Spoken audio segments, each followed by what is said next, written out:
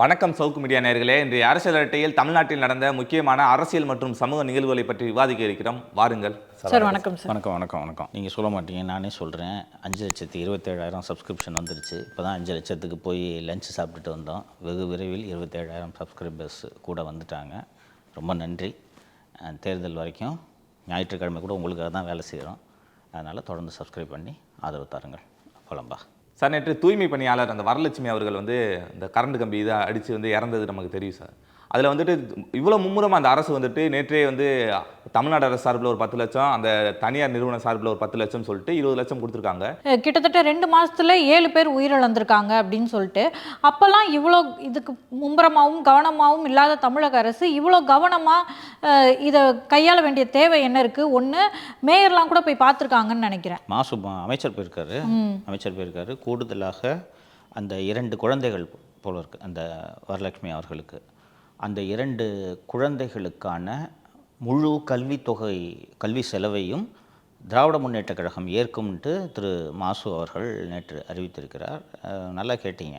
இந்த முந்தா நாள் கூட ஒருத்தர் செத்தார் படித்தேன்ல, ஒரு செய்தி. பிளம்பர் ஒருவர் இறந்தார் என்று நம்ம ஈஞ்சம்பாக்கத்தில் படித்தோம் அல்லவா?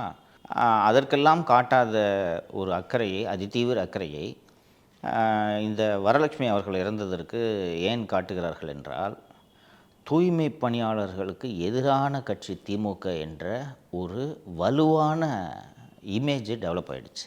ரொம்ப பெரிய தப்பு பண்ணிட்டோம் அப்படின்றத அவர்கள் உணர்கிறார்கள். குறிப்பாக 14 நாள் போராட்டம் நடத்திட்டு இருக்காங்க. போலீஸ் விட்டு அவங்களை அடித்து தூக்கிட்டு நைட்டு சினிமா பார்க்க போனது, கூலி படம் பார்க்க போனது கடுமையான எதிர்விளைகளை சமூக வலைதளங்களில் ஏற்படுத்தியிருக்கிறது. திமுகவின் முழுநேர துதிபாடிகள் கூட என்னதான் இருந்தாலும் இதுக்கு போயிருக்கக்கூடாது என்று பேச தொடங்கிவிட்டார்கள்.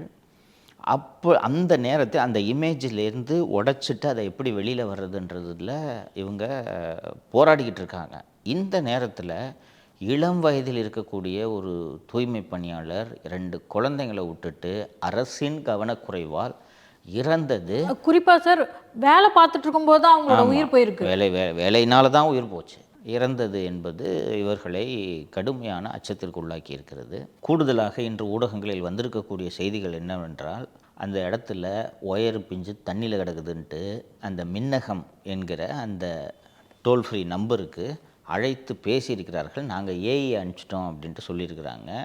வழக்கமாக பண்ணுறது, இந்த ஃபோட்டோஷாப் பண்ணி ஃபோட்டோ போட்டாங்கல்ல, அதுபோல் ஒரு பதிலை சொல்லியிருக்கிறாங்க. அதற்கு பிறகு நடந்த இந்த மரணம் என்பதால், இந்த மரணம் முழுக்க அரசினுடைய கவனக்குறைவு என்பது இன்று வெட்ட வெளிச்சமாகி இருக்கிறது.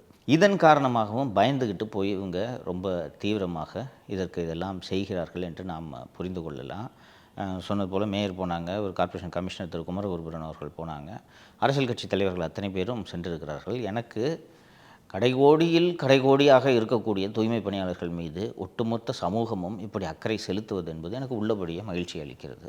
ஒரு நாம் தமிழர் அமைப்பின் தலைவர் திரு சீமானு, எல்லா அரசியல் கட்சிகள், இங்கே அண்ணா திராவிட முன்னேற்ற கழகத்தின் சார்பாக அந்த மாவட்டத்தின் செயலாளர் திரு KP கந்தன் அவர்கள், இதுபோல் அத்தனை பேரும் அங்கே சென்று அஞ்சலி செலுத்தியிருக்கிறார்கள். ஒரு சாதாரண குப்பை வர்றவன் தானே அப்படின்ற அலட்சியம் சமூகத்துக்கு இல்லை. ஏதாவது ஒரு காரணத்தினால் ஒரு முக்கியத்துவம் கிடைக்கிறதே அப்படின்றதில் எனக்கு உள்ளபடியே மகிழ்ச்சி. இன்று ஊடகங்களில் வந்திருக்கக்கூடிய கூடுதலான செய்திகள் என்ன தெரிவிக்கிறது என்றால், இது போன்ற விபத்துகள் அல்லது கவனக்குறைவால் ஏற்படக்கூடிய இந்த மரணங்களுக்கெல்லாம் காரணம் துறைகளுக்கு இடையே இருக்கக்கூடிய ஒருங்கிணைப்பு இன்மை தான் இதற்கு முக்கிய காரணமாக அமைகிறது என்று இன்றைக்கி எக்ஸ்பிரஸ் நாளேட்டில் செய்தி வந்திருக்கிறது. ஒரு 2 துறைகள் 3 துறைகள், எத்தனை துறைகளாக இருந்தாலும் அந்த துறைகளுக்குள்ள ஒரு ஒருங்கிணைப்பு இருக்க வேண்டும். இந்த சாலைக்கு கீழே தான் பல கேபிள்ஸ் போகுது, மெட்ரோ வாட்டர் லைன் போகுது, சிவேஜ் லைன் போகுது. ஸோ இதில் பழுது ஏற்படும் போது இந்த துறைகளுக்குள்ள ஒரு கோஆர்டினேஷன் இருக்கணும். நாங்கள் இந்த இடத்துல ரோடை வெட்டுறோன்னா இதுக்கு கீழே யாரெல்லாம் அந்த சாலைகளில் வேலை செய்யக்கூடியவர்களோ அந்த துறைகளுக்கெல்லாம் ஒரு கோஆர்டினேஷன் ஏற்படுத்தி, இந்த மாதிரி நாங்கள் வெட்ட போகிறாங்க, ஃபஸ்ட்டு நீங்கள் நாங்கள் வெட்டும்போது கூட இருந்து பவர் லைனை சரி பண்ணுங்கள், தேவைப்பட்டால் மின் இணைப்பை துண்டியுங்கள்.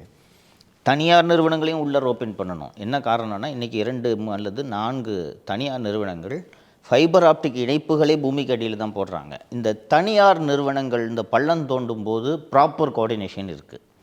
இப்போ ஒரு ஜியோ நிறுவனத்தை சேர்ந்தவர்களோ, ஹாத்வே நிறுவனத்தை சேர்ந்தவர்களோ, ஏர்டெல் நிறுவனத்தை சேர்ந்தவர்களோ இந்த கேபிள் டேமேஜ் ஆகிடுச்சுன்றதுக்காக தோன்றதுக்கு வராங்கன்னா அவங்க வந்து எல்லாருக்கும் இன்டிமேட் பண்ணிடுறாங்க. ஏன்னா ஒரு தனியார் நிறுவனன்றதுனால நாளைக்கு நம்ம தப்பாக தோண்டிட்டோம்னா நம்மளை ஒரு வழி பண்ணிவிடுவாங்கன்னு சொல்லிட்டு அவங்க எல்லாருக்கும் சொல்கிறாங்க, மேனேஜ் பண்ணிடுறாங்க. ஆனால் இந்த அரசு துறைகள் இந்த வேலையை செய்யும்போது தான் இந்த கோஆர்டினேஷன் இல்லாமல் இது நடக்குது என்பது தெரிய வருகிறது. மின் பகிர்மான கழகத்துக்கிட்ட கேட்டால் கார்ப்பரேஷன் செய்கிறது இல்லைன்றாங்க, கார்ப்பரேஷன் கேட்டால் இவங்க செய்கிறது இல்லைன்றாங்க. யார் இதுக்கு உண்மையான காரணன்றது ஒரு புறம் வச்சிடலாம். ஒரு உயிர் போயிருக்குன்றதை நீங்கள் அத்தனை துறைகளும் நீங்கள் சேர்ந்து இதற்கு ஒரு தீர்வை காண வேண்டும். இது ஒரு தொடர்கதையாக போய் கொண்டு இருக்கக்கூடாது. செத்து போயிட்டாங்க, செத்து போனோடனே 20 லட்ச ரூபா பணத்தை நாங்கள் வாங்கி கொடுத்துருவோம், வேலை முடிஞ்சு போச்சு, நீங்கள் அடுத்த வேலையை பார்க்க போனீங்கன்னா மீண்டும் இது போன்ற மரணங்கள் சார் இன்னொன்று சார் நிகழும். இதுக்கு ஒரு முக்கியமான காரணம் என்னன்னா, மக்கள் என்ன சொல்கிறாங்கன்னா சார், அதிகாரிகள் தான் இதுக்கு முக்கிய காரணம், அவங்க தான் குற்றவாளின்னு சொல்லிட்டு சொல்கிறாங்க சார். எல்லாத்துக்கும் பொறுப்பு அரசு தானே. அதிகாரிகள் யாரு கீழே வேலை செய்கிறாங்க? இப்போ மந்திரி இருக்கார், மந்திரி கூப்பிட்டு அந்த ஏஐ ஒருத்தருக்கு சொன்னாங்கல்ல, அந்த ஏஐயை சஸ்பெண்ட் பண்ணணுமா இல்லையா சொல்லு.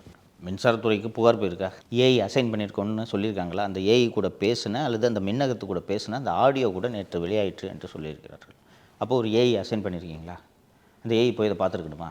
ஏஐ பார்த்துருந்தாருன்னா காலையில் நான் 5 மணிக்கு இது நடந்திருக்காதா? முதல் நாள் மாலையே சொல்லிட்டாங்க. ஏஐ ஏன் போல? அப்போ இது ஏஐயோட கவனக்குறைவு காரணம். ஏஐயை சஸ்பெண்ட் பண்ணுறது தானே தீர்வு. ஏன் சொல்லி சொல்லுங்கள். நான் எளிமையாக கேட்குறேன், சித்தரஞ்சன் சாலையிலேயோ போயஸ் கார்டன்லேயோ போட் கிளப்லேயோ இது போன்ற வேலை நடப்பதாக இருந்தால் இப்படி கவனக்குறைவாக அங்கே மின் கேபிளை ரோட்டில் விடுவீர்களா? போட் கிளப் ரோட்டுக்கு போயிருக்கியா? போனதில்லை சார். நான் ஒரு வீடியோ பார்த்தேன். கூட்டு போகிறேன் ஒரு நாள், போகலாம், ரோட்டிலலாம் போகலாம். சும்மா பள்ளன்னு இருக்கும். சென்னையிலேயே அதிகமான காசு அதுக்கு தான். போயஸ் கார்டன் போகிற வழியில் ஏதோ ரோட்டில் டீ கடையாவது வச்சுருப்பாங்க. போட் கிளப்பில் எதுவுமே இருக்காது. இந்த எண்டில் ஆரம்பித்து அந்த எண்டு வரைக்கும் கண்ணாடி மாதிரி இருக்கும் ரோடு. இலை இருக்காது பாக்கியில், மரத்தோட இலை. அங்கே ஏன் சார் நீங்கள் பள்ளம் வெட்டுறதில்ல? அங்கே ஏன் தண்ணி தேங்குறதில்ல? பெரிய மழை வந்துச்சுன்னா அந்த ரோடு பூரா தண்ணி நிற்கும், அது வேறு. ஆனால் நார்மலான டேஸில் இது போன்ற வேலைகள் எல்லாம் அங்கே ஏன் நடைபெறுவதில்லை? திமுக ஆட்சியில் இருந்தாலும் சரி, இல்லை என்றாலும் சரி, சித்தரஞ்சன் சாலையில் ஏன் இது போன்ற வேலைகள் நடைபெறுவதில்லை? அப்படியே வேலை வரும். அங்கேயும் வேலை வந்துச்சுன்னா எவ்வளவு வேகமாக மூட்டுறீங்க, எல்லா டிபார்ட்மெண்ட்டும் வந்து மூட்டுறீங்கல்ல. கண்ணகி நகரில் 7 ஜனம் இருக்குன்றதுனால தானே உங்களுக்கு இந்த அலட்சியம். போட் கிளப் ரோடில் இது போன்ற பள்ளம் ஏற்பட்டு தண்ணீர் தேங்கி இருந்தால் இப்படி இதை விட்டிருப்பீர்களா? மின்னகத்துக்கு ஃபோன் வந்த பிறகு கூட இதை இப்படி விட்டிருப்பீர்களா? ஏன்னா போட் கிளப் ரோட்லேருந்து மின்னகத்துக்கு ஃபோன் பண்ணுறது கலாநிதி மாறனாகவோ தயாநிதி மாறனாகவோ எம்ஆர்எஃப் உரிமையாளராகவோ தான் இருக்கும். ஏன்னா அவங்க தாங்க வீடு வச்சுருக்காங்க. கண்ணகி நகரில் 7 ஜனம் தானே, போய் காசு செத்தவொன்னே காசை விட்டேறிக்கலாம் அப்படின்ற அலட்சியம். எல்லோரும் தான் உங்களுக்கு வாக்களிக்கிறார்கள். தயாநிதி மாறன், கலாநிதி மாறனின் உயிர் உங்களுக்கு எவ்வளவு முக்கியமோ அதே போல் தனலட்சுமிகளின் உயிரும் முக்கியம் என்பதை உணர்ந்து நீங்கள் செயல்பட வேண்டும்ன்றது தான் அந்த நேரத்தில். இது எல்லா அரசுகளுக்கும் பொருந்தும். நான் திமுக மட்டும் இந்த மாதிரி பண்ணுதுன்ட்டு நான் சொல்லலை. எல்லோரும் தான் இப்படி பண்ணுறீங்க. பணக்காரனுக்கு ஒரு சேவை, ஏழைகளுக்கு ஒரு சேவை. அந்த பகுதியில் இது போன்ற பிரச்சனைகள், அதாவது என்னென்னா இந்த ஜனங்களுக்கு வேறு வேலையில் எப்பயாவது ஃபோன் பண்ணிட்டுருக்கோம். ஏஐ அலட்சியமாக இருந்ததுக்கு காரணமும் இதுதான் நான் பார்க்குறேன். போட் கிளப் ரோட்லேருந்து ஃபோன் வந்திருந்தால் ஏஐ இப்படி இருப்பாரா? கிரீன்வேஸ் சாலை, அமைச்சர் பெருமக்கள், நீதிமன்றங்கள்லாம் அங்கே தான் குடியிருக்கிறார்கள். கிரீன்வேஸ் சாலையில் ஏன் இந்த மாதிரி ரோட்டில் தண்ணி தேங்கி யாரும் சாகிறது இல்லை? அந்த கிரீன்வேஸ் சாலைக்கு பக்கத்தில் குப்பம் இருக்குது, பிஷப் கார்டன் பக்கத்தில் குப்பம் இருக்குது, அங்கே நடக்கும். இந்த ரோடு ஏன் பல என்று இருக்கிறது? எல்லோரும் தானே சார் சொத்து வரி கட்டுறாங்க. வரி கட்டுறானோ இல்லையா, அவன் இந்த நாட்டின் குடிமகனா இல்லையா? ஒவ்வொருவருக்கும் வாழும் உரிமையை அரசியலமைப்பு சாசனம் ஆர்டிகல் 21 வழங்கியிருக்குதா இல்லையா? இப்போ சமமாக பாருங்கள். இந்த அளவுக்கு நீங்கள் வேகமாக நடவடிக்கை எடுத்து இந்த பிள்ளைங்களோட படிப்பு செலவெல்லாம் கட்சி ஏற்றுக்குதுன்றது உண்மையிலே நான் மனசார வாழ்த்துறேன். நிதி உதவியாக இருக்கட்டும், அவருடைய கணவனுக்கு வேலை உதவியாக இருக்கட்டும், அது ஒரு நிவாரணம் தான்.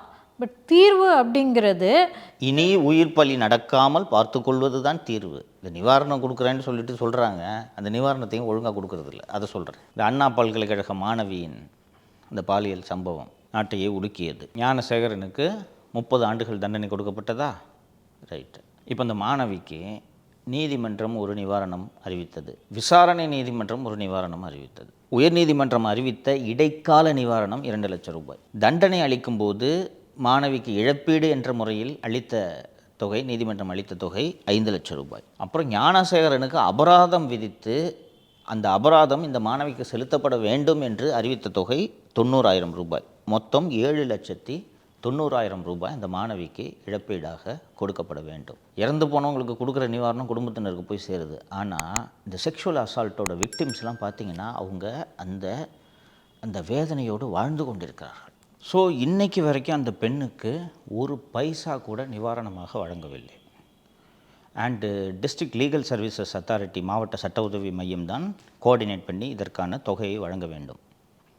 இதுவரை 7 முறை அந்த மாணவி டிஸ்ட்ரிக்ட் லீகல் சர்வீசஸ் அத்தாரிட்டிக்கு போயிட்டாங்க. அந்த அந்த 5-6 பேப்பரில் கையெழுத்துலாம் வாங்கி ஒவ்வொரு வாட்டியும் போகும்போதும் ஏதாவது ஒரு கையெழுத்து வாங்கிட்டு போகிறது. இந்த காம்பன்சேஷன் கொடுக்கறதுக்கான அந்த ஃபார்மாலிட்டிஸை முடிக்கிறதுக்கு எஸ்ஐடியோட எஸ்பியும் அங்கே வரணும், விக்டிமும் அங்கே வரணும். 2 பேரும் சேர்ந்து இந்த ஃபார்மாலிட்டி முடிக்கணும். 7 முறை சென்றிருக்கிறார்கள்.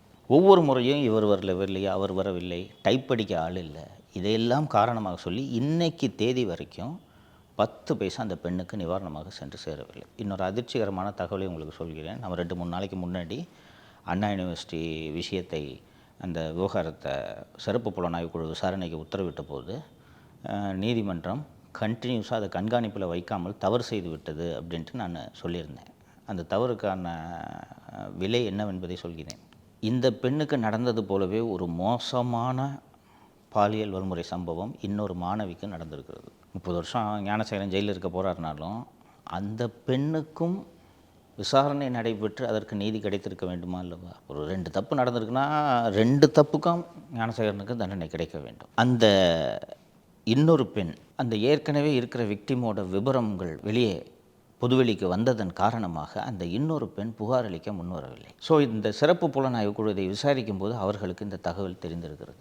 விக்டிம் வரலன்னு சொல்லிட்டு அந்த புகார் அப்படியே விட்டுட்டாங்க. அந்த பொண்ணுக்கு நிவாரணமும் கிடைக்கல, நியாயமும் கிடைக்கவில்லை. இதுதான் சிறப்பு புலனாய்வு குழு விசாரணை நடத்திய லட்சணம். அண்ட் தொடர்ந்து இந்த வேலையை ஞானசேகரன் அந்த பகுதியில் செய்து கொண்டிருக்கிறார். இந்த இடத்துல தான் அந்த யார் அந்த சாரோட ரோல் வரும். யார் அந்த சாரோட ஆதரவு, அந்த சாரோட ஆதரவு கிடைத்ததுனால தான் ஞானசேகரன் தொடர்ந்து இந்த வேலையை செய்து கொண்டிருந்திருக்கிறார். செகண்ட் விக்டிம் இருக்காங்கல்ல சார், அவங்கள விசாரிச்சிருந்தா அந்த சார் யாருன்னு தெரிஞ்சிருக்கலாம். சார் யாருன்னு இப்போவே தெரியுமா? இப்போவே தெரியும். இன்னொன்று, அந்த செக்ஷுவல் அசால்ட்டில் ஞானசேகரன் மட்டும்தான் குற்றவாளி என்று எப்படி நான் முடிவுக்கு வர முடியும்? இது இந்த சம்பவம் நடந்ததுக்கு 1 வாரத்திற்குள் நடந்த சம்பவம். தொடர்ந்து இது நடந்து கொண்டிருந்தால் யார் அந்த சாரோட ரோல் இதில் வந்திருக்கும்ல? அதனால்தானே காவல்துறை வேகமாக இந்த விசாரணையை முடித்தது. காம்பன்சேஷனும் கொடுக்கல. நீங்கள் இன்றைக்கி வரைக்கும் அந்த சிறப்பு புலனாய்வு குழு, இத்தனைக்கும் சிறப்பு புலனாய்வு குழுவை வெறும் பெண் அதிகாரிகளை வைத்து இந்த சிறப்பு புலனாய்வு குழுவை நீதிமன்றம் அமைத்தது. ஆனால் அதில் ஒரு அதிகாரி சம்மந்தப்பட்டிருக்கிறார் என்பதற்காக வேகமாக இந்த நீங்கள் கவனித்து பார்த்தீங்கன்னா இந்த ட்ரையலை வேகமாக நடத்தி தண்டனை வாங்குறதுக்கான காரணம் இதோட இந்த கேஸ் முடிஞ்சு போச்சுன்றதுக்காக தான். முடிஞ்சு போனவுடனே இந்த பொண்ணுக்கு விக்டிமுக்கு காம்பன்சேஷன் கொடுக்குறதையும் இவர்கள் கண்டுகொள்ளவில்லை. எந்த லட்சணத்தில் பெண்கள் பாதுகாப்பில் காவல்துறை இருக்கிறது என்பதை நாட்டு மக்கள் புரிந்து கொள்ள வேண்டும். அட்லீஸ்ட் இந்த துப்புரவு தொழிலாளிக்கு போய் உடனே செக்கு கொடுத்தாங்களேன்ட்டு எனக்கு சந்தோஷம். இல்லைன்னா அனௌன்ஸ்மெண்ட்டோடு விட்டுருவாங்க 10 லட்சம் நிவாரணம்னு சொல்லிட்டு அதுக்கப்புறம் துட்டு போய் சேராது. சார், சென்னையில் வந்துட்டு மயிலாப்பூர் உட்பட பல கோயில்கள் வந்துட்டு பராமரிப்பே இல்லாமல் இருக்குது. பார்க்கிங் இல்லை, பார்க்கிங் வசதி இல்லை, அதேமாரி அந்த மாடுகள்லாம் போயிட்டுருக்கு, எந்த விதமான பராமரிப்பே இல்லாமல் இருக்குது அப்படின்னு சொல்லிட்டு செய்தி வந்திருக்கு சார். இதைத்தான் இந்த கோவில் நலனை பாதுகாக்க வேண்டும் என்பவர்கள் தொடர்ந்து குற்றம் சாட்டி கொண்டிருக்கிறார்கள். அந்த கோவிலேருந்து வர நிதியை எடுத்து கல்லூரி கட்டுறோம் அப்படின்னு சொல்லிட்டு திரு பழனிசாமி அவர்கள் பேசியது சர்ச்சையானது உங்களுக்கு நினைவில் இருக்கும். அந்த கோவில் நலன்களை பாதுகாக்க வேண்டும் என்று தொடர்ந்து இயக்கம் நடத்தி கொண்டு வருவோர், இது தொடர்பாக வழக்கு தொடுத்திருக்கக்கூடிய திரு ரமேஷ் ஆகியோரெல்லாம் என்ன சொல்கிறாங்கன்னா, இதைத்தாங்க நாங்கள் சொல்கிறோம். ஒரு கோயில் இருக்கிறது, அந்த கோவிலுக்கு நிதி வருகிறது என்றால் முதலில் அந்த நிதி கோவிலுக்காக பயன்படுத்த வேண்டும். 2 நாட்களுக்கு முன்பு டைம்ஸ் ஆஃப் இந்தியாவில் வந்திருக்கக்கூடிய ஒரு செய்தி, சென்னையில் பிரபலமான பெரிய கோவில்களாக இந்து சமய அறநிலைத்துறையின் கட்டுப்பாட்டில் இருக்கக்கூடிய மயிலாப்பூர் கபாலீஸ்வரர் கோவில், திருவான்மியூர் மருந்தீஸ்வரர் கோவில், திருவல்லிக்கேணி பார்த்தசாரதி கோவில், வடபழனி முருகன் கோவில் போன்ற கோவில்களுக்கு செல்லும் பக்தர்கள் கடுமையான சிரமங்களை சந்திக்கிறார்கள். கபாலீஸ்வரர் கோவிலை எடுத்துக்கிட்டிங்கன்னா அந்த கோவிலை சுற்றி இருக்கக்கூடிய மாட வீதிகள் முழுக்க உணவு கடைகள், இல்லீகல் பார்க்கிங், இது பூரா அந்த பக்கம் சுற்றி இருக்குது. அதே போல் திருவான்மியூர் மருந்தீஸ்வரர் கோவிலில் கோவில் குளத்தை சுற்றி குப்பைகள் கொட்டி கிடக்கின்றன. அண்ட் இதை விட ரொம்ப முக்கியமாக திருவான்மியூர் அந்த மருந்தீஸ்வரர் கோவிலை சுற்றி காவல்துறை பறிமுதல் செய்த வாகனங்கள் எல்லாம் கோவில் செவுத்தில் அடுக்கி வச்சுருக்கிறாங்களாம். அடுத்ததாக திருவல்லிக்கேணி பார்த்தசாரதி கோவிலில் இருக்கக்கூடிய ஒரு சிக்கல், கோவிலை சுற்றி எங்கே நானே பார்த்துருக்கிறேன். அதை கோவிலை சுற்றி எங்கே பார்த்தாலும் மாடுகள் தெரிந்து கொண்டு இருக்கும். என்ன காரணம்னா, அங்கே அந்த பகுதியில் வசிக்கக்கூடிய பிராமணர்கள் அந்த மாடுகளுக்கு உணவிடுவதை ஒரு வழக்கமாக வைத்திருக்கிறார்கள். அவங்க ரெகுலராக காலையில் எந்திரிச்சோடனே அந்த மாடுக்கு புல்லுக்கட்டு கொடுக்கணும், அகத்திக்கீரை கொடுக்கணுன்றத ஒரு சடங்காக வச்சுருக்காங்க. அந்த மாடு அந்த தெருப்பூரா சாணி போட்டு போகும். அங்கேயும் திருவல்லிக்கேணி பார்த்தசாரதி கோவிலையும் பார்க்கிங் வசதிகள் சரிவர பராமரிக்கப்படவில்லை. இரவு நேரத்தில் அங்கே அந்த கோவிலை சுற்றி இருக்கக்கூடிய அல்லது கோவிலுக்கு அருகாமையில் இருக்கக்கூடிய அந்த கழிப்பிடங்களை பூட்டிடுறாங்க. நைட்டு வேறு ஏதாவது நடக்கும்ட்டு. இதனால் என்ன பண்ணுறாங்க, கோவிலை சுற்றி எல்லாரும் சிறுநீர் கழிச்சிட்டு போயிடுறாங்க. வடபழனி முருகன் கோவிலில் இப்போ பிரசாதம் கொடுக்குறாங்களோ கோவிலில், அது மிச்சத்தெல்லாம் தூக்கி பக்கத்தில் போட்டுட்டு போகிறாங்க என்று சொல்கிறார்கள். இப்போது இதை ஒரு மேன் பவர் போட்டு ஆட்களை நியமிக்கிறாங்கன்னு வச்சுங்க. ஒரு ஆட்களை போட்டு நைட்டு ஒரு 2 பேர் பார்த்தசாரதி கோவிலை சுற்றி ரவுண்ட்ஸ் வர்றாங்கன்ட்டு, ஒரு ப்ரைவேட் செக்யூரிட்டி கார்டுன்னு வச்சுக்கோமே, ஒரு நைட்டுக்கு ஒரு 4 பேரை டியூட்டிக்கு போட்டு சுற்றி வந்தாங்கன்னா இதை தடுக்க முடியும். அதே போல் குப்பை கொட்டுறதை ஆட்களை போட்டிருந்தோன்னா தடுக்க முடியும். கரெக்டாக? இப்போ இந்த ஆட்களை போட்டு சம்பளம் கொடுக்கறதுக்கு பணம் வேணும். இதற்கு கோவில் நிதியை பயன்படுத்தலாம். காவல்துறையால் எல்லா இடத்துலையும் பார்க்கிங் இதை மேனேஜ் பண்ண முடியாதுன்றதை நான் ஒத்துக்கிறேன். இப்போ போலீஸ் இருக்கிறாங்கன்னா கோவிலுக்கு மட்டும் 5 கான்ஸ்டபிள் அனுப்புறதுன்றது காவல்துறையால் செய்ய முடியாத ஒரு காரியம். அப்படி இருக்கும்போது கோவில் நிர்வாகமே பார்க்கிங்க்குன்னு மட்டும் ஒரு 5 பேரை நியமிக்கலாம் இல்லையா? கூட்டம் அதிகமாக கூடும் விசேஷ நாட்களில் 10 பேரை கூட நியமிங்க. இதுக்கு கோவில் பணத்தை எடுத்து செலவு பண்ணுங்க. கல்யாண மண்டபம் கட்டுறது, கல்லூரி கட்டுறது, இதெல்லாம் செகண்டரி. அதாவது இந்த வசதிகளை செய்தது போக உபரியாக நிதி இருக்குது. ஒரு 10 கோடி ரூபாய் கோயிலில் சும்மாவே கிடக்குது. அந்த நேரத்தில் கோவில் அறங்காவலர்கள் கூடி இந்த முடிவை எடுக்கலாம். நீங்கள் டைம்ஸ் ஆஃப் இந்தியாவில் இவ்வளோ பெரிய செய்தி வந்திருக்கு. சென்னை நகரில் இருக்கிற கோவில்களையே நீங்கள் இந்த லட்சணத்தில் பராமரிக்கிறீங்கன்னா வெளியூரில் இருக்க கோயில் எப்படி பராமரிப்பீங்க? கோயிலோட வருமானம் மட்டும் வேணும், அந்த கோவில் பக்தர்களுக்காக இல்லையா? அந்த பக்தர்களுக்கு வசதி பண்ணி கொடுக்காம நீங்கள் எங்கே போய் கல்லூரி கட்டுறதுனால என்ன சார் ஆக போகுது? குறிப்பாக சார் மயிலாப்பூர் கோயிலில் தான் இந்த சிக்கலை சந்திக்கிறாங்கன்னு சொல்கிறாங்க. அதாவது என்ட்ரியும் எக்ஸிட்டும் ஒன்றா இருக்குதான். குறைஞ்சபட்சம் அந்த என்ட்ரி எக்ஸிட்டையும் மாற்றி கொடுங்க அப்படின்னு சொல்கிறாங்க. இதுக்கு என்ன பண்ணணும்னா சென்னை மாநகராட்சியும் HRNCயும் இணைந்து அந்த பிளானிங்கை பண்ணணும் அப்படின்னு சொல்கிறாங்க. ஆனால் இந்த மயிலாப்பூர் நிதியை தான் எடுத்து கொளத்தூரில் கல்லூரி கட்டியிருக்காங்க. அந்த காசு எடுத்து தானே நீங்கள் போய் குளத்தூரில் போய் கல்லூரி கட்டுறீங்களே. இந்த மயிலாப்பூர் கோவிலுக்கு தேவையான வசதிகளை செய்து தருகிறீர்களா? அங்கே சுற்றி கடை இருக்குது. அந்த கடைக்கு இப்போ நான் போகிறேன், கோவிலுக்கு போகிறேன், கடையில் போய் பூ வாங்கணும், பழம் வாங்கணும்னா கடை வாசலில் தான் பைக்கு நிப்பாட்டிட்டு வாங்குவேன். அப்போ அங்கே இந்த பக்கம் கார் வர்றது எப்படி சொல்வார்கள்? இப்போ இந்த அரேஞ்ச்மெண்ட் தான் நீங்கள் ஃபஸ்ட்டு போகணும். அந்த கோவில் நிதி எடுத்து கல்லூரி கட்டுறதுக்கு முன்னாடி அதுவும் எங்கேயோ போய் கட்டுறீங்க. இதைத்தானே நீங்கள் முதலில் செய்ய வேண்டும். அப்போ நீங்கள் அந்த பக்தர்களுக்கே எதுவும் செய்து கொடுக்காமல் பக்தர்கள் கொடுக்கும் நிதியை எடுத்து நீங்கள் உங்கள் இஷ்டத்துக்கு உங்கள் பயன்பாட்டுக்கு முதல்வரோட தொகுதிக்கு பயன்படுத்துறது பச்சை அயோக்கியத்தனமாக இல்லையா? கல்லூரி அப்படின்னு சொன்னாலும் அதன் மூலமாக ஓட்டு வாங்குறது தானே இவங்களோட நோக்கம். ஓட்டு வாங்குறது மட்டும்தான் நோக்கம்.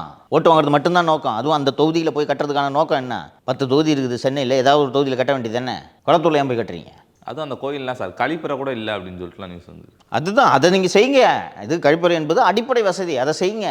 அதை செய்து தராமல் நீங்கள் அந்த பணத்தை எடுத்து உங்கள் இஷ்டத்துக்கு கல்யாண மண்டபம் கட்டி வாடகை விட்டு அந்த துட்டையும் சம்பாதிக்கலான்னு நீங்கள் பிளான் போட்டிங்கன்னா, சிக்னல் எல்லாம் பார்த்தீங்கன்னா ரெட் கலரில் இருக்காது, ரெட் கலரில் ஹார்ட்டின் இருக்கும். வெளிநாட்டிலேருந்துலாம் யாராவது பார்க்குறாங்கன்னு வைங்க, இப்போ என்ன ஊருடா அப்படின்ற மாதிரி இருக்கும். ஆனால் அதுலேயே ஊழல். அந்த ரெட் ஹார்ட்டின் சிக்னல் வைக்கிறதுக்கே மிகப்பெரிய அளவில் செலவாயிருக்குதாமேங்க சார். என்னவென்பதை நானும் விசாரித்தேன். எனக்கு அதில் செலவு எதுவும் ஆகலைன்றது எனக்கே நல்லா தெரியும். அந்த சிக்னலை நிறுவுவதில் ஊழல் என்று சொன்னால் கூட நம்பலாம். அந்த சிக்னலை ஹார்ட்டின் ஷேப்பில் மாற்றுறதுக்கு பெரிய ஊழல்னு சொன்னால் சரி, எவ்வளோ செலவாயிடும் சொல்லுங்கள்? இருக்கிறது எல்லாத்துக்கும் ஸ்டிக்கர் ஒட்டினீங்கன்னா மொத்த சென்னைக்கும் சேர்த்து ஸ்டிக்கருக்கு எல்லாத்துக்கும் சேர்த்து அந்த ரெட்டில் ஒரு ஹார்ட்டின் ஒட்ட போகிறீங்க இல்லையா? மொத்த சென்னையில் இருக்க சிக்னலுக்கும் சேர்த்து ஒரு 1.5 லட்ச ரூபா ஆகுமா? 2 லட்ச ரூபான்னு வச்சுக்கோ. 2 லட்ச ரூபாவில் என்னப்பா ஊழல் பண்ணுவேன்? யோசிச்சு பாருங்கள். பல கோடி ஊழல்னு வந்திருக்கு இந்த செய்தியில். கரெக்டாக எவ்வளோ ஆகும்? 5 லட்ச ரூபான்னு வச்சுக்கோப்பா. எல்லாத்துக்கும் சேர்த்து ஸ்டிக்கர் நீ மொத்தமாக வாங்கினா அவ்வளோலாம் ஆகாது. வாங்கி அதை ஸ்டென்சிலில் கட் பண்ணி ஒட்டுறது, இதுதான் வேலை இல்லையா? எத்தனை கோடி ரூபா ஆகும் சொல்லு? சிக்னல் போடுறதுக்கே எவ்வளோ ஆகுது? சிக்னல் போடுறதுக்கு கோடி கணக்கில் ஆகுறது என்றால் ஏற்றுக்கொள்ளலாம். ஸ்டிக்கர் ஒட்டுறது எவ்வளோ ஆகும்? எப்படி அதில் பல கோடி ஊழல் நடக்கும்? இன்னொன்று, அதை மாற்ற வேண்டிய தேவை வரேன் ஒன்று ஒன்றா வரேன், இருங்க, பதட்டப்படாதீங்க. இல்லை சார், நான் என்ன மீன் பண்ணேன்னா, இவ்வளோ செலவாகுதுன்னா 1 ரூபா கூட செலவாகட்டுமே, எதுக்கு அதை மாற்றுறீங்கன்னு கேட்குறேன். வரேன் ஒன்று ஒன்றா வரேன். நான் இதைத்தான் நானும் கேட்டேன். நேற்று இந்த ஜூனியர் நியூஸ் வந்தோன்னே எனக்கு அதில் இந்த ஊழல் எனக்கு அது மொக்க நியூஸ், அது பொய் அப்படின்றது எனக்கு தெரியும். சிக்னலில் ஹார்ட்டின் எதற்கு என்று மட்டும் கேள்வி கேட்டேன்.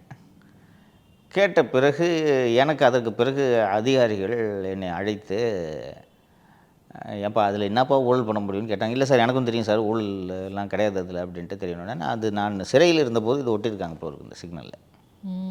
ஆமாம். இதில் என்ன சார் இருக்குது என்று நான் இது இதில் ஒன்றும் ஊழல் இல்லைப்பான்னு சொன்ன உடனே, சரி எனக்கு அது தெரியும் சார், இப்போ ஏன் சார் இந்த நியூஸ் வருது என்று விசாரித்த போது தான் ஐஸ்கிரீம் அதிகாரியின் பங்கு வெளியே வருகிறது. இந்த ஹார்ட்டின் ஷேப்பில் இந்த ரெட் சிக்னல்ஸை பூராக முழுவதும் மாற்றியதற்கான உத்தரவை பிறப்பித்தது ஐஸ்கிரீம் அதிகாரி.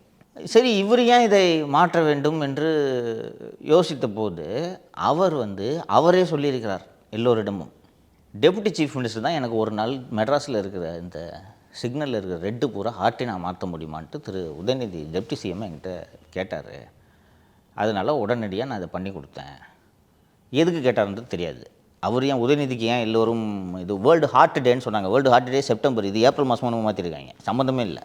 ஸோ இதை எதுக்கு அவர் உதயநிதி மாற்ற சொன்னார் அப்படின்றது யாருக்கும் தெரியல. ஆனால் ஐஸ்கிரீம் அதிகாரி எல்லோரிடமும் நான் டெப்டி சிஎம் சொல்லி தான் மாற்றினேன், இதை நான் செஞ்சு கொடுத்ததுனால டெப்டி சிஎம் என் மேலே மிகவும் பிரியமாக இருக்கிறார், என்னை இந்த பதவியிலிருந்து டெப்டி சிஎம்மோட சம்மதம் இல்லாமல் யாராலும் மாற்ற முடியாது அப்படின்னு இவரே அந்த காலகட்டத்தில் சொல்லி கொண்டிருக்கார். நிறைய பேர் கேட்டிருக்காங்க, இது என்ன சார் இது புதுசாக இருக்குது அப்படின்னா, இல்லை சிஓபி சொல்லியிருக்காரு அப்படின்னு. சிஓபிகிட்ட அவருக்கு தெரிந்தவர்கள் கேட்கும்போது டெப்டி சிஎம் சொல்லி தான் நான் இதை மாற்றினேன் என்று சொல்லியிருக்கிறேன். சரி, இப்போது ஏன் இந்த செய்தி வர வேண்டும் என்ற கேள்வி இருக்கிறது அல்லவா? இவங்க குறிப்பிடக்கூடிய இந்த அதிகாரி மத்திய அரசு பணிக்கு சென்று 4 மாதங்கள் ஆகிறது. நாமளே இந்த நிகழ்ச்சியில் பேசியிருக்கோம். ஒருத்தர் ரிலீவ் பண்ணாமல் வச்சுக்கிட்டு இருக்கிறாங்க ஒரு அதிகாரியை. மத்திய அரசு பணிக்கு உத்தரவு வந்த பிறகு கூட அவரை இங்கேருந்து ரிலீவ் பண்ணக்கூடாது என்பதற்காக அவரை தாமதிக்கிறாங்கன்ட்டுலாம் நம்ம பேசியிருந்தோம். அந்த அதிகாரி போய் 4 மாதம் ஆச்சு, தமிழ்நாட்டில் மறந்துட்டாங்க பல பேர். நானும் மறந்துட்டேன் அதிகாரி போனது. அது அந்த அதிகாரி பற்றிய செய்தி தான்றது தெரியும். ஃபஸ்ட் அதில் ஊழல் நடக்கலை, ரைட்டாக, அது நம்ம தெளிவாக சொல்லிட்டோம். ஸ்டிக்கர் ஓட்டுறதுக்கு பல கோடி ரூபாய் ஊழல்லாம் அதில் நடக்க வாய்ப்பு இல்லை. அந்த அதிகாரி 4 மாதம் ஆச்சு போய். அதற்கு பிறகு ஏன் இது வருகிறது என்று, இப்போது ஏன் இந்த செய்தி வருகிறது என்று பார்த்தால், சென்னை மாநகரத்தில் குற்றம் அதிகமாக இருக்கிறது என்று ஊடகங்களில், சில ஊடகங்களில் செய்தி வருது. மெத்து பழக்கம் அதிகமாகிடுச்சுன்னு 2-3 செய்திகள் வந்திருக்கிறது. இந்த செய்தி வந்ததும் இங்கிருந்து மத்திய அரசில் அயல் பணிக்கு சென்ற அந்த அதிகாரி தான் இந்த செய்திக்கு காரணம் என்று ஐஸ்கிரீம் அதிகாரி நினைத்து ஸ்டிக்கர் ஒட்டுறதில் பல கோடி ரூபாய் ஊழல் என்று நியூஸை போட்டு விட்டு, அந்த ஜூனியர் உடனில் இருக்கக்கூடிய நண்பர்களுக்கு நான் சொல்கிறேன், இது காமன் சென்ஸ். ஸ்டிக்கர் ஒட்டுவதில் பல கோடி ரூபாய் ஊழல்னு சொன்ன உடனே ஒரு ஜேர்னலிஸ்ட்டு ஸ்டிக்கர் ஓட்டுறதுக்கு எப்படி பல கோடி ரூபாய் ஊழல் ஆகும்? நான் ஏற்கனவே உங்கள்கிட்ட பல முறை நான் உங்களுக்கு சொல்லி கொடுத்துருக்கேன். ஒரு நியூஸ் வருதுன்னா ஃபஸ்ட்டு இது சாத்தியமான்ற இந்த லாஜிக். நேற்று கேட்டேன்ல, காங்கிரஸ் கூட கூட்டணிக்கு சாத்தியமான, இப்படி நம்ம டீகோடு பண்ணி இந்த லாஜிக் அனலைஸ் பண்ணிங்கனாலே உங்களுக்கு புரிஞ்சிடும் ஒரு செய்தியில் உண்மை இருக்கா இல்லை உருட்டுறாங்களா நம்மக்கிட்ட அப்படின்ட்டு. ஜேர்னலிஸ்ட் இந்த விஷயத்தில் கவனமாக இருக்கும். எனக்கு கூட பல இடங்கள்லேருந்து நியூஸ் வரும். அதை அனலைஸ் பண்ணி பார்த்தா இது உண்மையான நியூஸா இல்லை ஒருத்தனை பிடிக்காமல் இவன் நம்மக்கிட்ட உருட்டுறானா அப்படின்ற விஷயத்தை நம்ம கண்டுபிடிச்சிடலாம். அதனால தான் நம்ம ஃபில்டர் பண்ணி, அதுதான் நம்ம வேலை. எல்லாருக்கும் செய்திகள் வரும், இதில் எது உண்மை எது பொய் எது வதந்தி என்பதை சீர்தூக்கி பார்த்து தான் நம்ம டெலிவரி பண்ணுறோம். ஸோ அந்த ஜூனியர்டனில் இருக்கக்கூடிய அந்த பத்திரிகையாளர்கள் இப்படி ஒரு நியூஸ் வந்ததும் அந்த ஆள் போயிட்டார் 4 மாதத்துக்கு முன்னாடி. சரி, அப்படியே அதில் அவர் ஊழல் செய்திருக்கலாம், நம்ம அதை மறுக்க முடியாது. அது செஞ்சதில் இந்த மாதிரி சென்னையில் இவ்வளோ பேரிகேடு வாங்கினாங்க, அதில் சில லட்சம் ஊழல், புதிதாக டிராஃபிக் சிக்னல் நிறுவப்பட்டது, அதில் சில கோடி ஊழல் என்றால் சாத்தியம் இருக்கிறது. அதையும் நீங்கள் விசாரிக்கணும். அதுக்கப்புறம் அது நடந்துச்சா என்னன்றது அது கண்டுபிடிச்சிடலாம். 4 ஃபோன் பண்ணிங்கன்னா கண்டுபிடிச்சிடலாம். ஆனால் ஸ்டிக்கர் ஒட்டுறதுல பல கோடி ஊழல்னு வருதுன்னா ஃபஸ்ட்டு எத்தனை கோடி செலவாகும் ஸ்டிக்கருக்குன்றதை யோசிக்கணும் நீங்கள். அதில் வரக்கூடிய செய்திகள்லாம் பெரும்பாலும் உண்மைன்ட்டு தான் மக்கள் நம்பிக்கொண்டிருக்கிறார்கள். அதனால் இந்த போன்ற செய்தியை நம்ம பப்ளிஷ் பண்ணுறதுக்கு முன்னாடி இதில் எந்த அளவுக்கு உண்மைன்றதை நீங்கள் யோசித்தாலே கண்டுபிடிச்சலாம். நீங்கள் யார்கிட்டையும் இதை விசாரிக்க கூட வேண்டிய அவசியம் இல்லை. உங்களுக்கு தகவல் சொன்னார் அந்த ஐஸ்கிரீம் அதிகாரி, அவர்கிட்ட ஏன் சார் ஹார்ட்டின் ஸ்டிக்கர் ஓட்டுறதுல எப்படி சார் பல கோடி ஊழல் நடக்கும்? தமிழ்நாடு பூரா ஸ்டிக்கர் ஓட்டினா கூட இவ்வளோ கோடி செலவாகாது சார். தமிழ்நாடு முழுக்க நீங்கள் ஸ்டிக்கர் ஓட்டினா கூட 1 கோடி கூட செலவாகாது, கரெக்டாக? அப்படி இருக்கும்போது இது எப்படி சார் என்று நீங்கள் யோசித்திருக்க வேண்டும். அதிகாரிகள் அவங்களுக்குள்ளே இருக்கிற அவங்களோட பகையை தீர்த்துக்கிறதுக்கு இந்த மாதிரி பொய் செய்தியெல்லாம் பரப்பி விடுவாங்க. பத்திரிகையாளர்கள் இதில் எல்லாம் கவனமாக இருக்க வேண்டும். இதே மாதிரி தான் ஒரு அதிகாரி உருட்டி விட்டு தான் மத்திய அரசுக்கு பட்டியல் அனுப்பப்பட்டுள்ளதுன்னு ஒரு செய்தி வந்துச்சா டிஜிபி நியமனத்துக்கு. இன்றைக்கி பாருங்கள், இன்றைக்கி தமிழ் ஹிந்து நாளேட்டில் டிஜிபி பொம்மை டிஜிபி நேற்று நம்ம தம்பு வச்சு போட்டோமா, இன்றைக்கி திரு வெங்கட்ராமன் அவர்கள் பொறுப்பு டிஜிபியாக நியமிக்கப்பட உள்ளார். அப்போ அவர் தான் அடுத்த பொம்மை டிஜிபி என்று புரிந்து கொள்ளலாம். இன்னைக்கு ஹிந்துவில் திரு வெங்கட்ராமன் அவர்களின் புகைப்படத்தோடு செய்தி வந்திருக்கிறது. நேற்று கடைசியாக பத்திரிகையாளர்களை எல்லாம் சந்தித்து என்னை பற்றி ஆஹா ஓஹோ என்று இத்தனை நாட்கள் எழுதிய உங்கள் அத்தனை பேருக்கும் நன்றி என்று ஓய்வு பெறக்கூடிய திரு சங்கர் ஜிவால் அவர்கள் பத்திரிகையாளர்களுக்கெல்லாம் மதிய உணவு அளித்துள்ளார். அப்போது அவர்களிடம் உரையாடி கொண்டிருக்கும் போது, சார் யார் சார் அடுத்த டிஜிபி என்போது வெங்கட்ராமன் என்றே அவரும் திரு ஜிவால் அவர்களும் சொல்லியிருக்கிறார். இந்த அடிப்படையில் தான் இதை பார்க்கணும். சார் நேற்று இது சம்மந்தமாக வந்துட்டு எடப்பாடி பழனிசாமி அவர்கள் வேற நேற்று பிரச்சாரத்தில் சொல்லியிருந்தார் சார். ஏற்கனவே இதுக்கு முன்னாடி வேற சொல்லியிருந்தாரு. இதுக்கு ஏன் சார் இவர் முக்கியத்துவம் கொடுக்குறாரு? முக்கியத்துவம் வாய்ந்த பிரச்சனை என்பதால் இதற்கு முக்கியத்துவம் கொடுக்கிறார். அவர் ஏற்கனவே தமிழ்நாட்டின் முதலமைச்சராக இருந்தவர், உள்துறை அமைச்சராக இருந்தவர். நான் ஒரு முன்னாள் முதலமைச்சர், எதிர்க்கட்சி தலைவர் என்ற முறையில் ஒரு பிரச்சார பயணத்தின் போது இதை அவர் வலியுறுத்துறாரு. 2 நாளைக்கு முன்னாடி வேலூர்லேயோ எங்கேயோ ஒரு இடத்துல பேசினார். அதற்கு பிறகு இவர்கள் ஒரு ரெகுலர் டிஜிபி அப்பாயிண்ட் பண்ணுறதுக்கான முயற்சிகளை எடுக்காமல் தில்லுமுள்ளு செய்கிறார்கள்னு நேற்று திருச்சியில் சொல்லிட்டார்.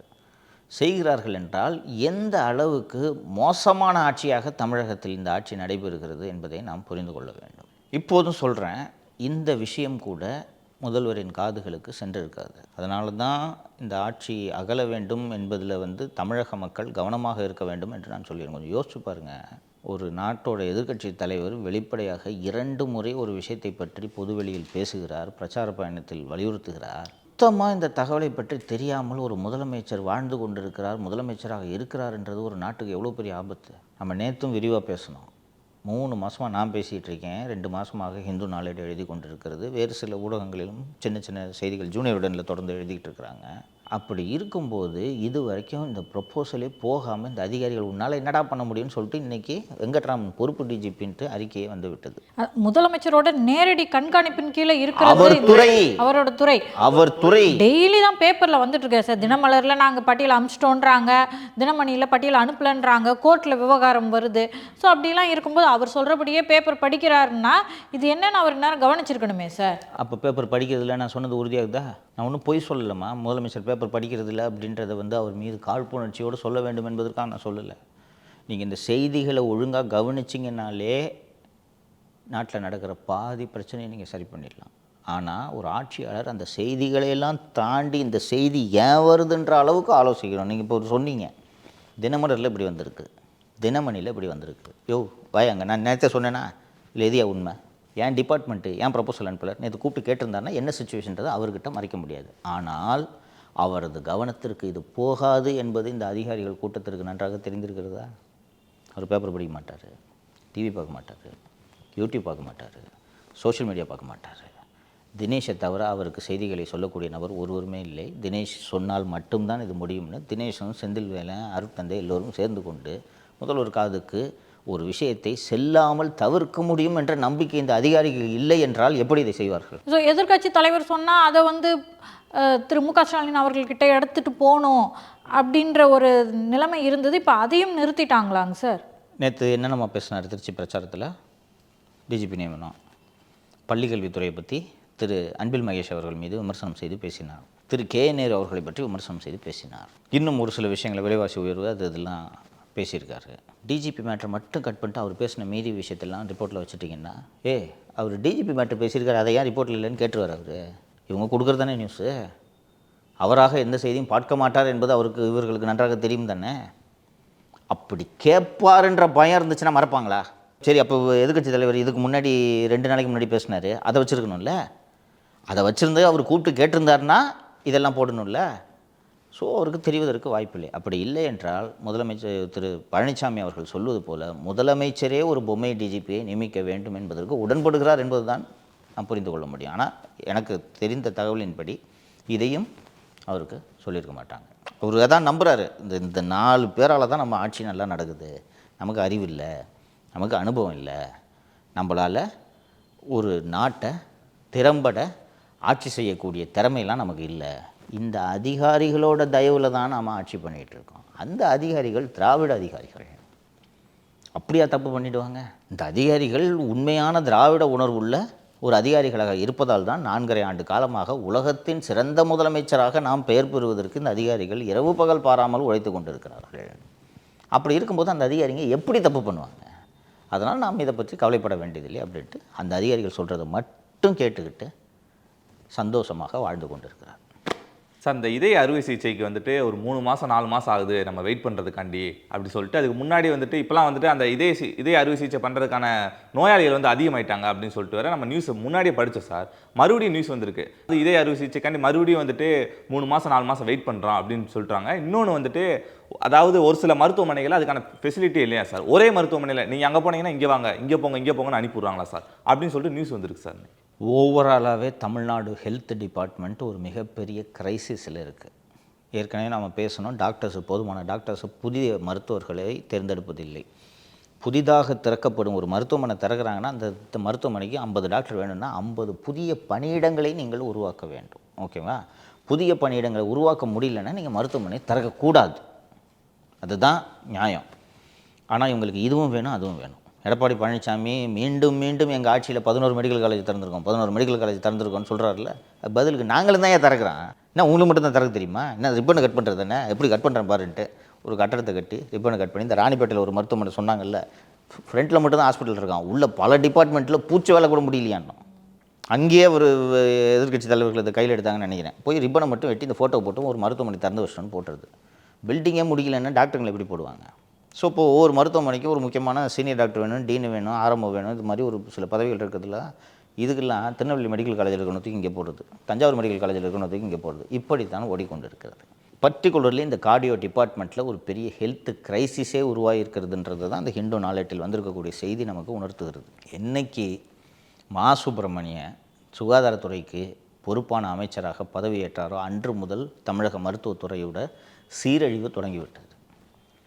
இந்த ஹெல்த் டிபார்ட்மெண்ட்டோட வேலையை தவிர மீதி எல்லா வேலையும் ஒரு பார்ப்பார்.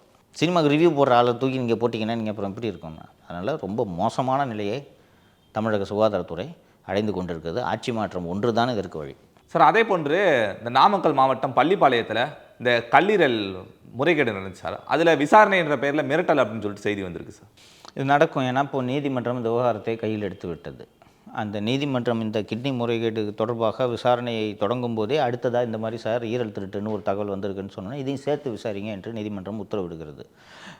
ஏற்கனவே கிட்னி திருடினதுக்கே ஒழுங்காக விசாரிக்கல, இதில் ஈரலை வேறு திருடுறீங்களான்னு நீதிமன்றம் ஒருவேளை சிபிஐக்கு இதை அனுப்பிவிட போகிறதோ என்ற அடிப்படையில் அந்த மாதிரிலாம் போகலன்னு சொல்லிட்டு சொல்லுமான்ட்டு மிரட்டியதாக ஊடகங்களில் செய்தி வந்திருக்கிறது.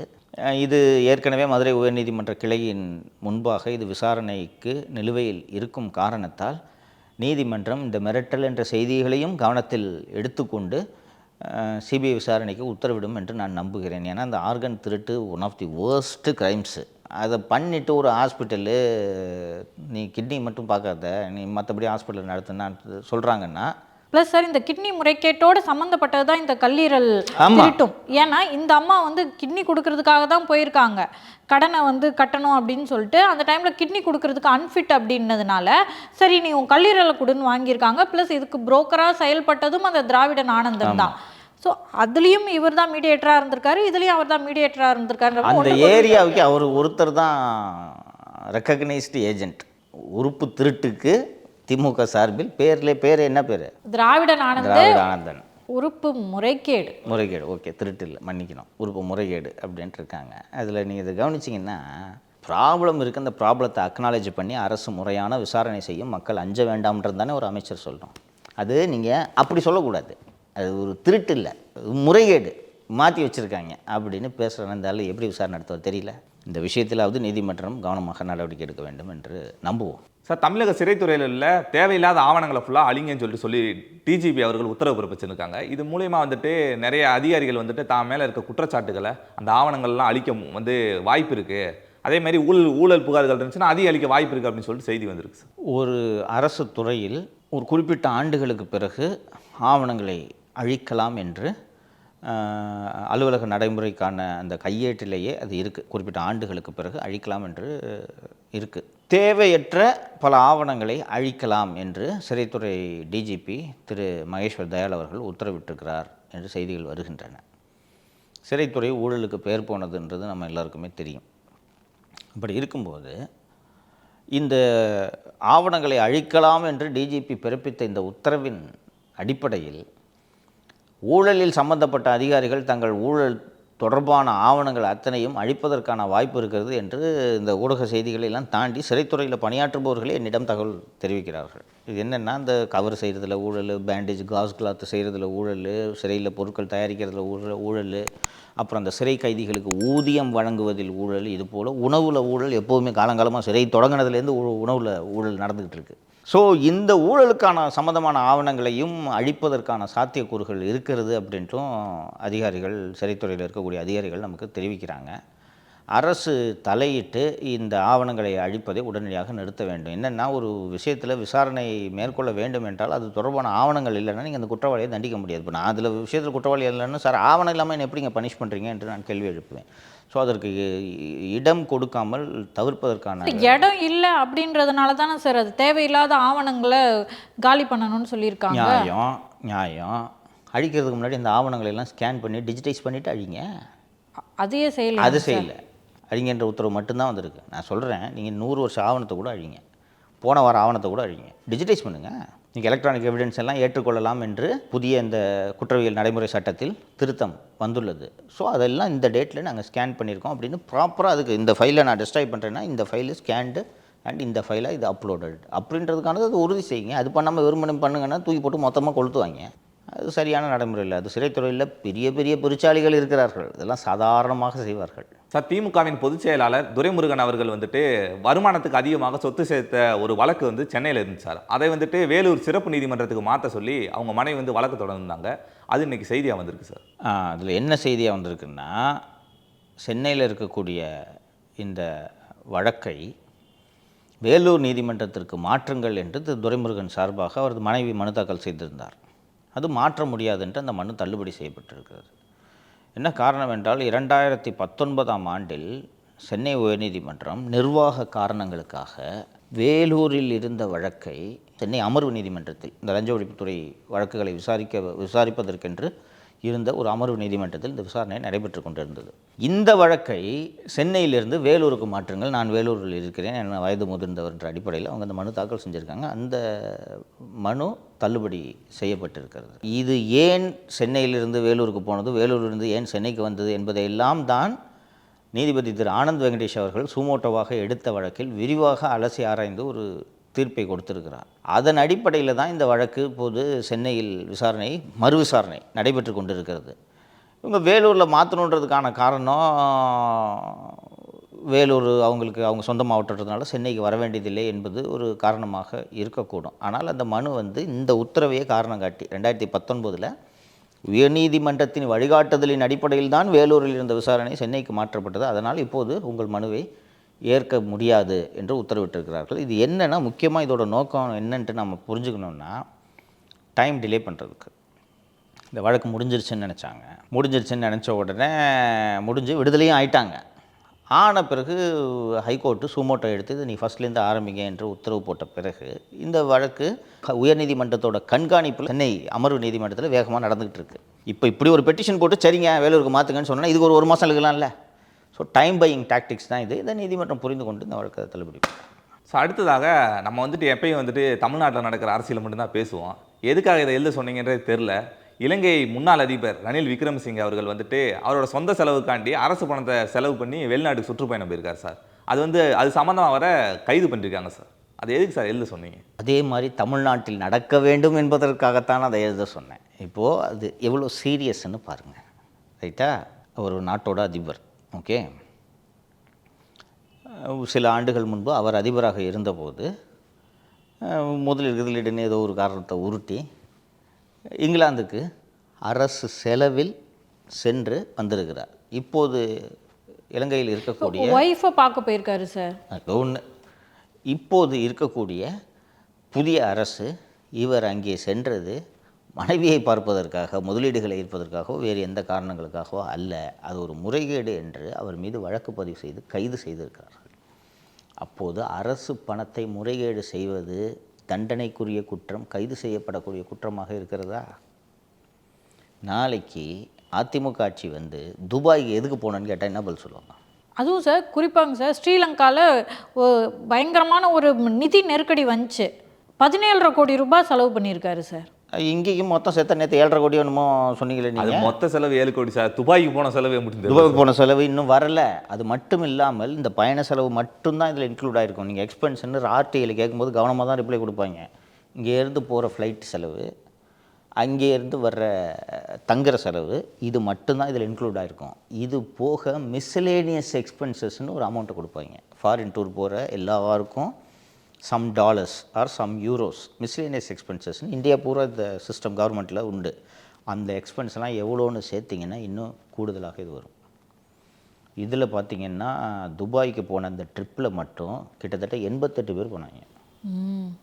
யார்? நம்ம தம்பி ரதீஷ், ஆகாஷ் பாஸ்கர், விக்ரம் போன அப்படின்ட்டு தெரில, Sabareesan friends, Udhayanidhi friends, Kiruthiga friends, Senthamarai friends, இது போக பேர குழந்தைங்க, யூசி, இன்னொரு 4 அதிகாரிங்க. டூர் மாதிரி ஜாலியாக போயிட்டு என்ன தைரியத்தில் சார் இப்படி கிளம்புறாங்க? யாருமா 22மா ஆட்சிக்கு வந்த புதுசில் அப்போ 22ல் அதிமுக பொழந்துக்கிட்டு கிடந்துச்சு. ஞாபகம் இருக்கா? அதிமுக இனி எழுந்திருக்காது என்று இவர்கள் நம்பினார்கள். அது மட்டும் இல்லை, திமுக மேலே ஒரு நல்ல அபிப்பிராயம் இருந்த நேரம். அந்த டைமில் நீங்கள் மட்டும்தான் அதை விமர்சனம் பண்ணி பேசுனீங்க. திமுகவின் ஆணவம், துபாய் பயணம் அப்படின்னு சொல்லிட்டு அந்த டைமில் உங்கள் மேலே மிகப்பெரிய விமர்சனங்கள் வந்துச்சு. நல்லாட்சி நாயகரை போய் இப்படி பேசுகிறாரே காழ்ப்புணர்ச்சியோடு என்று சொன்னார்கள். நான் 22ல் நான் பேசுனது ஒன்று உண்மைன்ட்டு நீங்கள் சொல்லுதா தெரியுதா? அந்த டூர்ல இருந்து தான் உங்களோட விமர்சனத்தை ஆரம்பிக்கிறீங்க. மே 22 ஒரு வருஷம் முடியுது கரெக்டாக. ஆமாம், அந்த ஹனிமூன் பீரியட் முடியுது அப்படின்னு சொல்லிட்டு உங்கள் விமர்சனத்தை ஆரம்பிக்கிறீங்க. 88 பேர் கவர்மெண்ட் செலவில் தனி விமானம் எடுத்துக்கிட்டு துபாய்க்கு போய் பிரிட்ஜ் கலிஃபா டவரை சுற்றி பார்க்குறது, ஏஆர் ரஹ்மான் ஸ்டுடியோவுக்கு போய் பார்க்குறது, துபாய் எக்ஸ்போவில் போய் சுற்றி பார்க்குறது, இதுக்காக அவங்களுக்கு ஓட்டு போட்டான்? யார் அப்பா விட்டு துட்டு? மக்கள் வரிப்பணம் ஒவ்வொரு ரூபாயும் நீங்கள் கவனமாக செலவு பண்ணணும், புரியுதா? அந்த இறந்து போனாங்களே தூய்மை பணியாளர் வரலட்சுமி, அவங்க கட்டுற வரி போன்றவர்கள், அவர்களை போன்றவர்கள் கட்டும் வரியெல்லாம் சேர்த்து தான் இன்றைக்கி இந்த இதில் நீங்கள் அரசாங்கம் நடத்துகிறீங்க. அதை எடுத்துக்கிட்டு நீங்கள் ஊர் சுற்றி பார்க்க போவீங்களா? நான் கேட்குறேன். வருஷம் என்ன முதலீடு இருக்க போகிறீங்க நீங்கள்? முதல்வர் ஸ்டாலின் அவர்கள் இதையெல்லாம் கவனத்தில் கொள்ளணும். ரணில் விக்ரமசிங்கே கைது செய்யப்பட்டது போல் எடப்பாடி பழனிசாமி ஆட்சியில் நீ துபாய்க்கு எதுக்கு போனேன்னு விசாரணைக்கு உத்தரவிட்டு இது மாதிரி கைது செய்யறதுக்கு பல வழக்கு இருக்குது. பட் இங்கே அந்த மாதிரிலாம் ஸ்ட்ரிக்டாக ஆக்ஷன் எடுத்துருவாங்களா? எடுத்தா இதே மாதிரி எடப்பாடி இருப்பார்னு உங்களுக்கு எப்படி தெரியும்?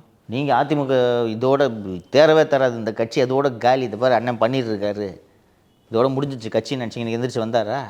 அதே மாதிரி திமுக இனிமேல் எந்திரிக்கவே கூடாதுன்னு எடப்பாடி முடிவு பண்ணால், செல்வி ஜெயலலிதா இறந்ததெல்லாம் நாங்கள் விசாரிப்போம் அப்படி சொன்னாங்க. ஆறுமுகசாமி ஆணையம் போட்டாங்க. அந்த ஆணையம் என்னாச்சுன்னே தெரில.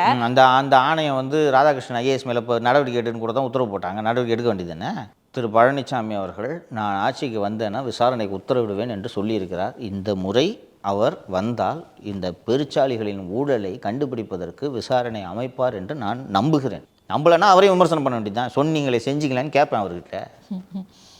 அவங்ககிட்ட சொன்னீங்கல்ல நீங்கள் வாக்குறுதியை நிறைவேற்றலை, நீங்கள் உங்கள் வாக்குறுதியை நீங்கள் நிறைவேற்றினீங்களா? இத்தனை கூட்டத்தில் பேசியிருக்கீங்க விசாரணைக்கு உத்தரவிடுவேன். எங்கே விசாரணை? இது இப்படியெல்லாம் விடக்கூடாதுமா. வந்த உடனே சரி இந்த நீ கொஞ்சம் திருடிக்க 5 வருஷம் நான் கொஞ்சம் திருடிக்கிறேன்னு, இது ரொம்ப தப்பு. இப்படிலாம் அனுமதிக்கிறதுனால தான் நீங்கள் திமிர் எடுத்து 88 பேரை கூட்டிக்கிட்டு துபாய்க்கு டூர் போகிறீங்க.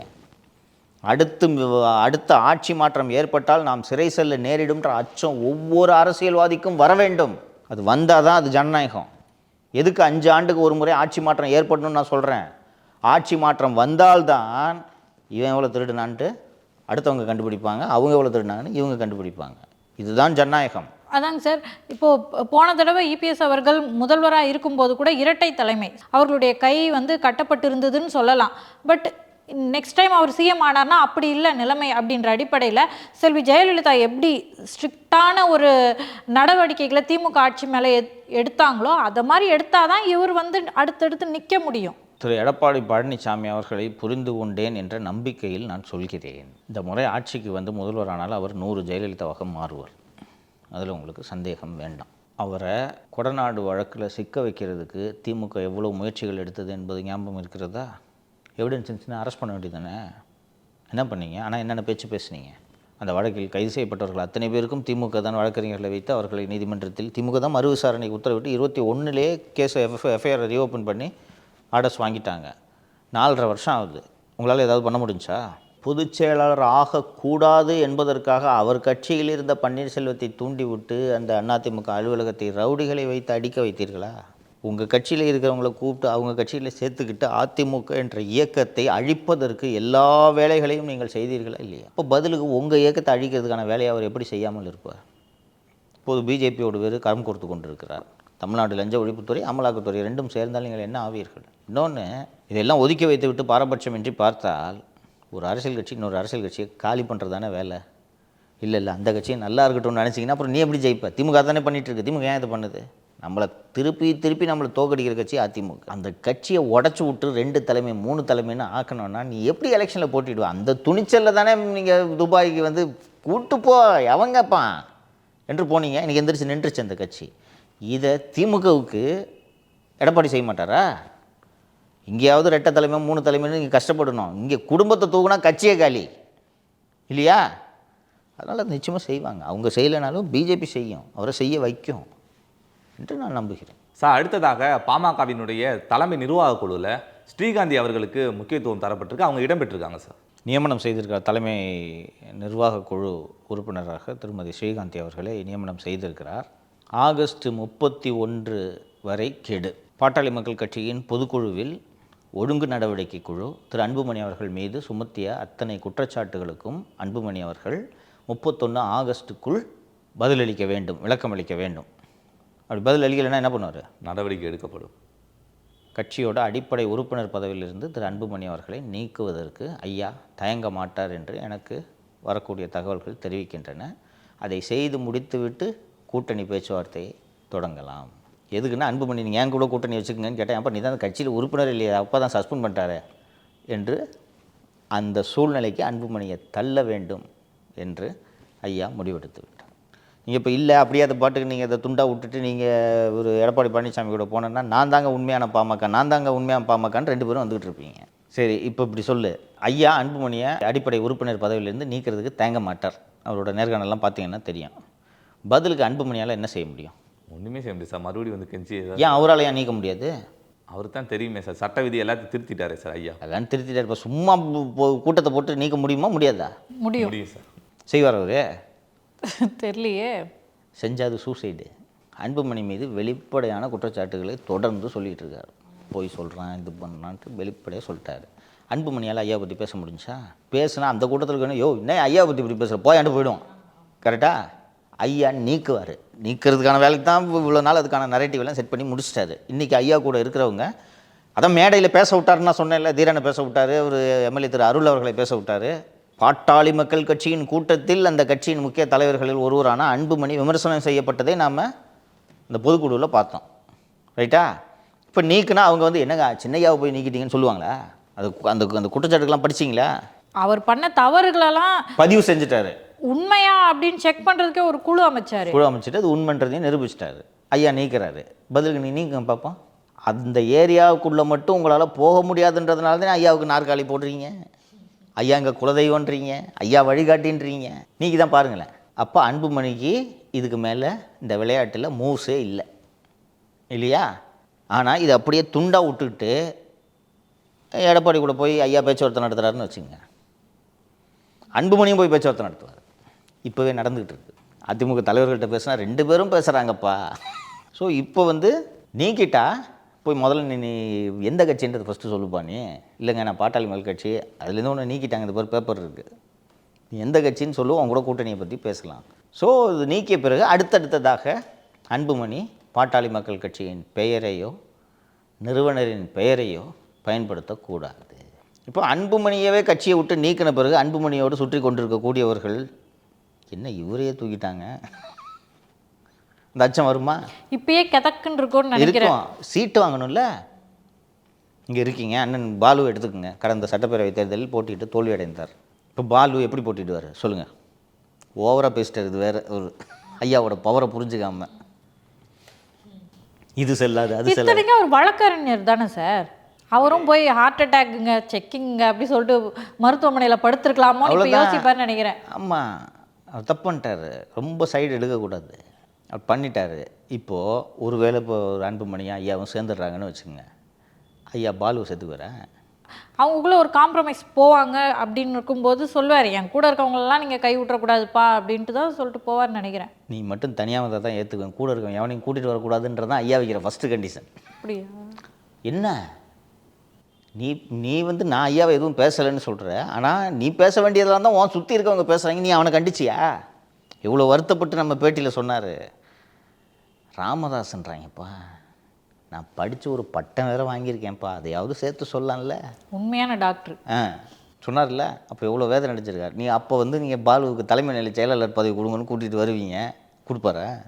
சரி, இப்போ திரு அண்ணாமலை அவர்கள் தான் அண்ணன் பழனிசாமியை நம்ம என்டிஏ வந்து முதலமைச்சர் ஆக்கணும்னு சொல்லிட்டாரு. இப்போ இவரும் போய் சேர்ந்துக்க வேண்டியது தானே? அது ஒன்று தான் வழி. இப்போது கூட காலம் கடந்து விடவில்லை, ஆனால் அது நடப்பதற்கான அறிகுறிகள் எதுவும் தென்படவில்லை. திருமதி ஸ்ரீகாந்தி அவர்களை தலைமை செயற்குழு அந்த குழுவுக்கு நியமித்ததன் மூலமாக ஐயா சொல்ல வேண்டிய செய்திகளை வெளிப்படையாக சொல்லிவிட்டார். இனி பேச்சப்புக்கு இடம் இல்லை. வந்தாலும் சேர்த்துக்க மாட்டார்னு நினைக்கிறேன். அந்தளவுக்கு கடும் கோபத்தில் தான் ஐயா இருக்கிறார். ஒருவேளை சமாதானம் பேசி திரு அன்புமணி அவர்கள் ஐயாவோட போய் சேர்ந்தாலும் அது ஒரு வின்வின் பாலிசி தான். வின்வின் பாலிசி தான். சபரிஷ் கொடுக்குறதா சொன்ன அமௌண்ட்டை அப்புறம் எப்படி கொடுப்பாரு? நீங்கள் இப்படி குடும்பத்தில் எல்லோரும் ஒன்றா சேர்ந்து அதிமுக கூட போகிறதுக்காக அவனுக்கு இவ்வளோ பணம் கொடுத்தேன் கேட்க மாட்டார். திருப்பி கொடுன்னு கேட்டாங்க. அவர் என்ன அக்கௌண்ட் வழியாவா கொடுத்தாரு? அக்கௌண்ட் வழியாக கொடுக்கல தான், இன்னும் தரேன்னு சொல்லியிருக்காரு. அது கொடுத்தது திருப்பி கேட்க போகிறதில்ல, பேலன்ஸு. கட்சின்னு ஒன்று இருந்தால் வாங்கிக்கிட்டே இருக்கலாம். ஆமாம், அது புரியணும். ஆனால் உங்களை வாங்க விட மாட்டார்ல ஐயா. கொஞ்ச நாள் தானே, அந்த பொறுமை இல்லையே. கட்சி இப்போ உடைச்சோன்னா நாளைக்கே கிடைக்குமே. உடைக்கிறதுக்காக தானே கொடுக்குறது, ஒன்றா சேர்றதுக்காக கொடுக்குறது. சார், இன்றைக்கி நியூஸ் வந்திருக்கு, முதலமைச்சர்கள்லேயே யார் வந்துட்டு பணக்காரங்க, யார் வந்துட்டு ஏழ்மையான முதலமைச்சர் அப்படின்னு சொல்லிட்டு ஒரு நியூஸ் வந்திருக்கு. அதில் வந்துட்டு சந்திரபாபு நாயுடு அவர்கள் தான் நல்லா கோடிக்காங்க நல்லா காசு வச்சுருக்காருன்னு நியூஸ் வந்திருக்கு. இன்னொன்று வந்துட்டு ரொம்ப ஏழ்மையான முதல்வர் அப்படின்னு பார்த்தா மம்தா பானர்ஜி அவர்கள். இதில் சேர சோழ பாண்டியர்களுக்கெல்லாம் அடுத்து தமிழ்நாட்டில் மிகச்சிறந்த ஆட்சியை தந்து கொண்டிருக்கிற முதல்வர் ஸ்டாலின் அவர்கள் எந்த லிஸ்ட்டில் சார் இருக்கார்? சந்திரபாபு நாயுடு அவர்கள் இந்தியாவில் இருக்கக்கூடிய முதல்வர்களிலேயே பணக்கார முதல்வராக திரு சந்திரபாபு நாயுடு அவங்க தெரிவித்த பட்டியலின்படி சந்திரபாபு நாயுடு 931 கோடி ரூபாய் சொத்துக்களோடு முதலிடத்தில் இருக்கிறார். இரண்டாவது இடத்தில் அருணாச்சல் பிரதேஷின் முதலமைச்சர் திரு பேமா கண்டு 332 கோடி சொத்துக்களோடு இருக்கிறார்.